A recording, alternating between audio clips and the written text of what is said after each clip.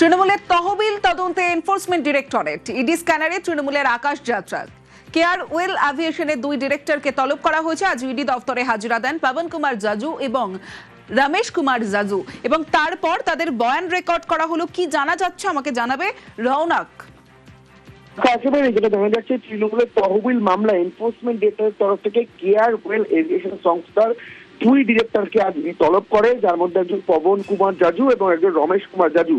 ED সূত্রে খবর, এদের কাছে যে এভিয়েশন কোম্পানি ছিল তা কলকাতা বেসিসি, অর্থাৎ কলকাতা এবং পশ্চিমবঙ্গ বেসিসি তাদের এই ব্যবসা চলতো। কিন্তু ইডি এমন সূত্র তাদের কাছে উঠে এসেছে যে তৃণমূল কংগ্রেসের তহবিল থেকে 160 কোটি টাকা তাদেরকে দেওয়া হয়েছিল এবং এই বিমান সংস্থার সঙ্গে কিন্তু 160 কোটি টাকার লেনদেন পাওয়া গেছে তৃণমূল কংগ্রেসের সঙ্গে, এবং সেই টাকাতেই একটি জেট প্লেন এবং একটি হেলিকপ্টারও কেনা হয় এই বিমান সংস্থার তরফ থেকে।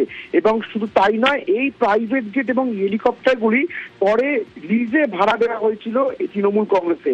তাহলে কি দুর্নীতির টাকা বা কোনোভাবে যে তহবিলের কিছু টাকা, এই তহবিলের টাকা কোনোভাবেই তৃণমূল কংগ্রেসের তরফ থেকে এই অ্যাভিয়েশন কোম্পানিকে দেওয়া হয়েছিল এবং সেই অ্যাভিয়েশন কোম্পানি নিজেরা জেট এবং হেলিকপ্টার কিনে সেটিই আবার তৃণমূল কংগ্রেসকে লিজে দিয়েছিল।